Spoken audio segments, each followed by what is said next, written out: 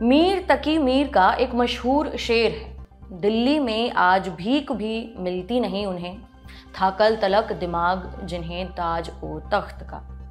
एक और शेर सुनते हैं, साहिल के तमाशाई हर डूबने वाले पर अफसोस तो करते हैं, इमदाद नहीं करते। ये शेर फना निजामी कानपुरी का है। इन शेरों का लब्बो लुआब ये है कि जब मुसीबत आती है तो अपने भी साथ छोड़ देते हैं। ऐसा ही कुछ इस समय पेटीएम पेमेंट्स बैंक के साथ हो रहा है।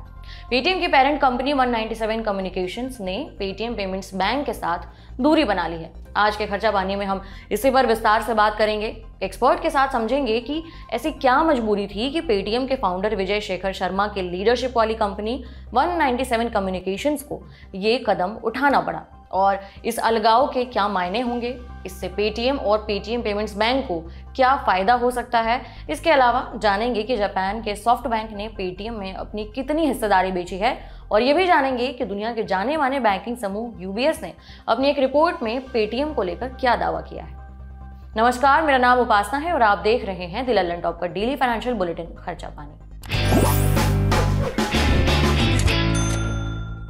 रिजर्व बैंक ऑफ इंडिया के सख्त एक्शन के बाद पेटीएम बैंक लगातार मुश्किलों में है। अब पेटीएम ने संकट में फंसी हुई अपनी banking company Paytm payments bank से दूरी बना ली है। इसका मतलब है कि पेटीएम पेमेंट्स बैंक और पेटीएम से अलग इंडिपेंडेंट एंटिटी के तौर पर काम करेगी। दरअसल आरबीआई ने पेटीएम पेमेंट्स बैंक की सभी सेवाओं पर रोक लगा दी है। आरबीआई ने पेटीएम पेमेंट्स बैंक पर कई तरह की पाबंदियां लगाई हैं। 15 मार्च के बाद पेटीएम पेमेंट्स बैंक की सभी सेवाओं पर रोक लग जाएगी। केवल पैसे ट्रांसफर और विड्रॉल करने की इजाजत होगी, लेकिन 15 मार्च के बाद आप अपना वॉलेट, फास्टैग और नेशनल कॉमन मोबिलिटी कार्ड्स को टॉप अप नहीं कर सकेंगे। अपने अकाउंट में पैसा भी डिपॉजिट नहीं कर पाएंगे।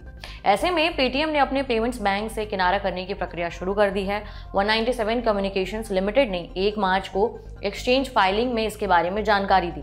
पेटीएम की पेरेंट कंपनी 197 कम्युनिकेशंस ने रेगुलेटरी फाइलिंग यानी शेयर बाजार को बताया 197 कम्युनिकेशंस लिमिटेड और उसकी सहयोगी company Paytm payments bank limited यानी पीपीबीएल, इन दोनों के बीच में इंटर कंपनी एग्रीमेंट्स खत्म हो जाएंगे। पेटीएम ने पहले घोषणा की थी कि वो दूसरे बैंकों के साथ नई साझेदारी करेगी, इससे लोगों और दुकानदारों को सेवाएं मिलती रहेंगी। लेकिन अब पेटीएम और पेमेंट्स बैंक ने आपसी सहमति से इंटर कंपनी एग्रीमेंट्स को खत्म करने का फैसला किया है। इसके अलावा पेटीएम पेमेंट्स बैंक के शेयर होल्डर्स कंपनी के कामकाज को सपोर्ट करने के शेयरधारक समझौतों को आसान बनाने पर सहमत हो गए हैं। पेटीएम पेमेंट्स बैंक के पेटीएम से अलग होने के क्या मायने हैं, इसे और अच्छे से समझने के लिए हमने बात की फाइनेंस एक्सपर्ट शरद कोहली से। 197 कम्युनिकेशन जो पेरेंट कंपनी है पेटीएम की, उस कंपनी ने क्या किया हुआ था कि पेटीएम के बोर्ड पर अपने नॉमिनी डायरेक्टर्स भी बिठाए हुए थे। अब जब पेटीएम एक पेमेंट बैंक है, ये ध्यान देने वाली बात है, और पेमेंट बैंक आरबीआई की बहुत सख्त गाइडलाइंस के अंतर्गत काम करते हैं।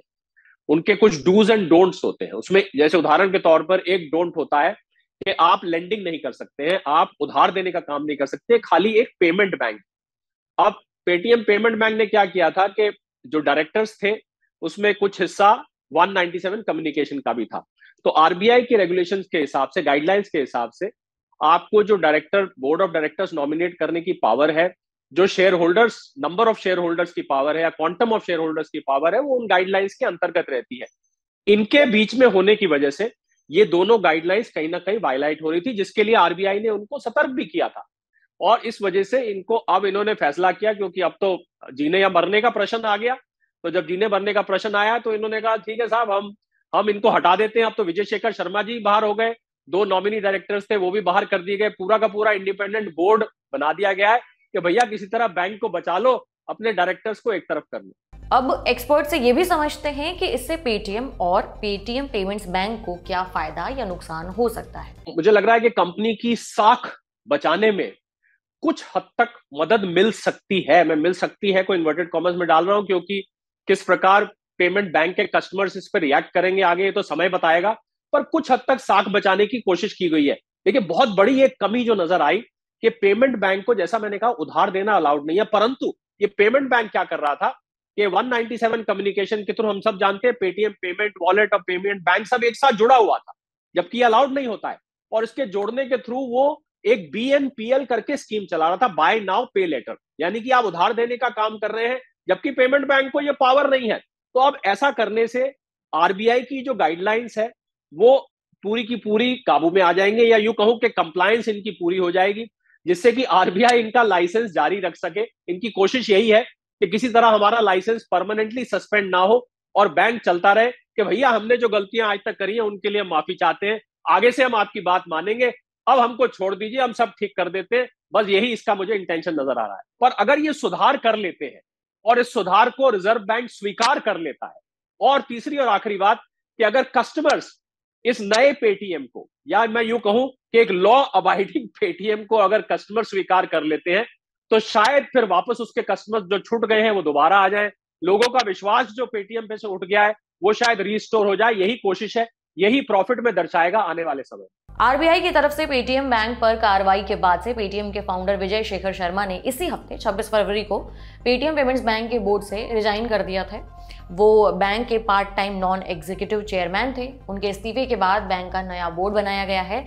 इनमें सेंट्रल बैंक ऑफ इंडिया के पूर्व chairman Srinivasan Sridhar, retired IAS Devendra Nath Sarangi और रजनी सिब्बल, और बैंक ऑफ बड़ौदा के पूर्व एग्जीक्यूटिव डायरेक्टर अशोक कुमार गर्ग शामिल हैं। पेटीएम पेमेंट्स बैंक अब जल्द ही नए चेयरमैन की नियुक्ति के प्रोसेस को शुरू करेगा। पेटीएम के फाउंडर विजय शेखर शर्मा के इस्तीफा देने से पहले 2 independent director Paytm payments bank के बोर्ड से इस्तीफा दे चुके हैं। बैंक ऑफ अमेरिका और प्राइस वाटर हाउस कूपर्स पीडब्ल्यूसी के पूर्व कार्यकारी शिंजनी कुमार ने दिसंबर में इस्तीफा दे दिया था। वहीं पर एसबीआई की पूर्व deputy managing director Manju Agarwal ने भी बोर्ड से इस्तीफा दे दिया था। वहीं अब पेटीएम को एक और बड़ा झटका लगा है। जापानी इन्वेस्टमेंट बैंक है सॉफ्ट बैंक, उसने पेटीएम में अपनी 2.17% हिस्सेदारी बेच दी है। सॉफ्ट बैंक ने पेटीएम में अपनी हिस्सेदारी को 5.01% से घटाकर 2.83% कर दिया है।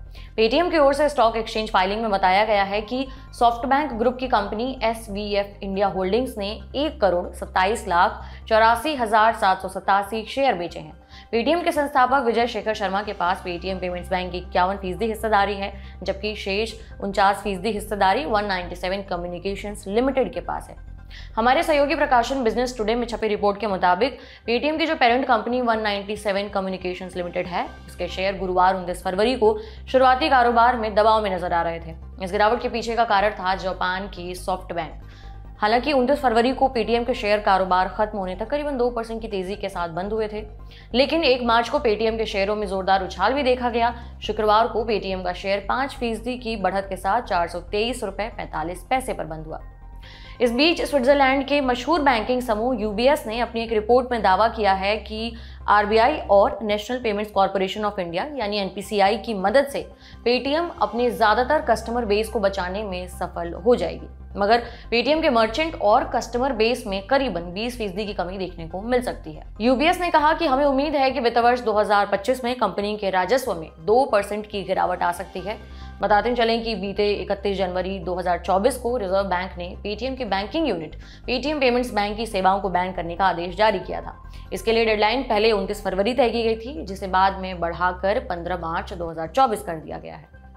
यह था आज का खर्चा पानी। आपके लिए ये बुलेटिन लिखा था हमारे साथी प्रदीप यादव ने। कैसी लगी ये जानकारी हमें जरूर बताएं कमेंट बॉक्स में। अगले एपिसोड तक अपना ख्याल रखें। शुक्रिया।